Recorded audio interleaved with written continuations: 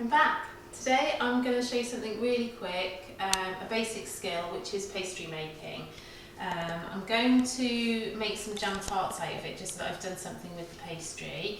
But what I really just wanted to show you is how simple it is to make your own pastry.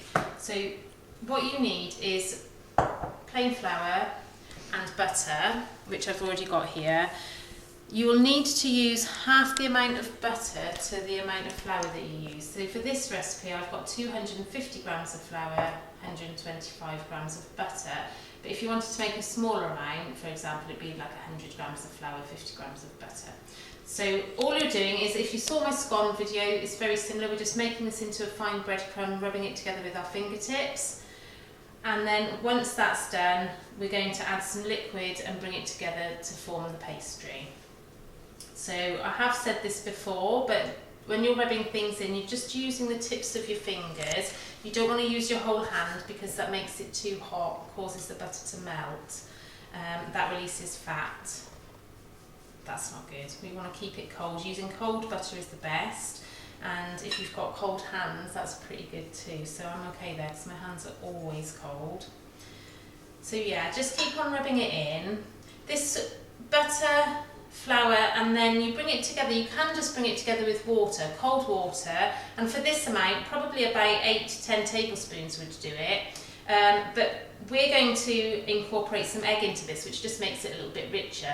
But I do think it's important to realise that it can be as simple as flour, butter and water.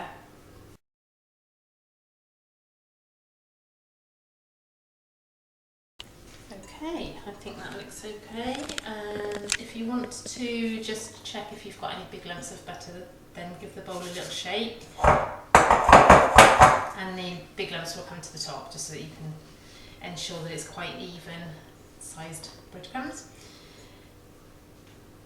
Okay, so this is short crust pastry. I didn't actually say that. So it wouldn't be suitable probably for sausage rolls, and anything that you're doing that you want a puff for, but it is suitable for lots of other things. So it'd be ideal thing for lining a pie, or even just topping a pie with. So you could make your food and then just place a layer of this on top, and that's a really easy way to make a homemade pie. So again, I said you can just add water, you can use milk, we're going to use egg, and then just a little bit of extra water just until it starts to come together. If you were making a dessert, so you were using this to line a dessert pie, maybe an apple pie or something, then you might want to add a little bit of caster sugar into the mixture as well. I'm going to use a blunt knife just to bring this together. A little bit of egg going in first. Just gradually bring it together. The rest of the egg. And then I'll just gradually, a tablespoon at a time, add liquid, the water. What we don't want is for this to get too sticky. So once it does start to come together and form a clump, then you can bring it together with your hands. So that it's not sticky. You can do this in a food processor. So you'd make it to the breadcrumb stage and then gradually add in the water slowly, just pulsing it until it starts to come together.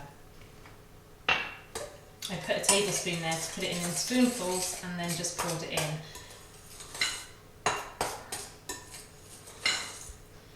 So these lumps are getting bigger. It is starting to stick together. I will use a teaspoon this time, tablespoon even. Let's go with one more and see how it looks.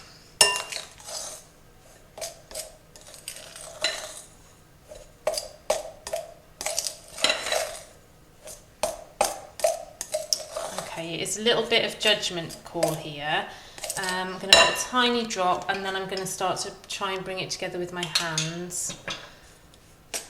I mean, if you do get it too sticky, then you can just add a little bit more flour, but it's better if you can try and stick so that you've got half and half fat to flour. So I'll just bring it together, and if I need to, again, add a little bit more water. You can see that it's starting to come together now. So although it wasn't sticking together when I was mixing, it's sticking together with my hands, and it's not too sticky a mixture, which is perfect. And then I'll bring it out of the bowl. it together. So ideally now, you'd be recommended in recipes to wrap this in cling film and pop it in the fridge just to settle for a little while. And if you've got time to do that, then that's absolutely fantastic and it will give you a better result. But this was a quick recipe and I wanted to show you that you don't have to spend a lot of time in the kitchen. So what we're going to do is roll it out anyway and use it as it is without having to put it in the fridge for half an hour. So I've just made it into a ball, flattened it down a little bit, put some flour on the surface, a little bit of flour on my rolling pin. If you don't have a rolling pin, you can use a bottle or something similar. And we're just going to roll it out quite thinly. Now move it around a little bit so that you're not getting it stuck to the surface.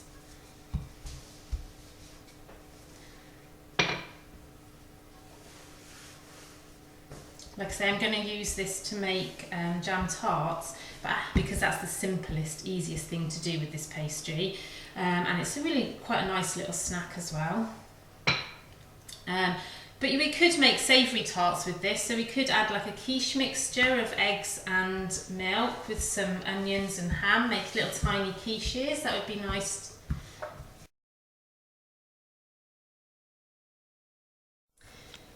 Okay, so we're just going to take our round. I've chosen this cutter because it's bigger than the size of the holes in here.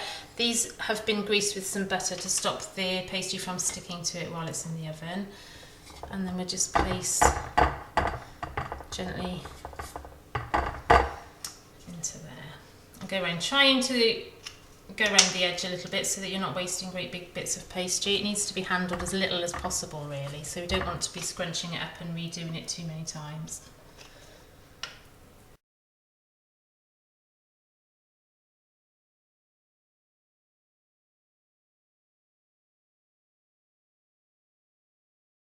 There we've got 12. I didn't need to bring this all back together again, but obviously if you need to continue making enough, then just bring this together and re-roll it. What I'm going to do, because we're just making jam tarts, is pop a teaspoonful of jam into each of these.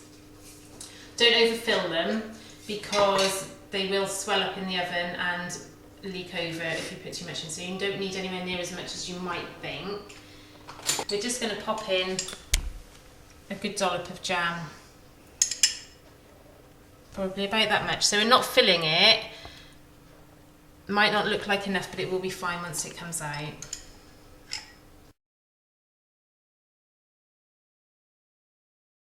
If you may have noticed that I'm actually running out of jam because it's not something we use a lot of. So again, not to waste anything, I'm going to go into my cupboard and see what else I can find.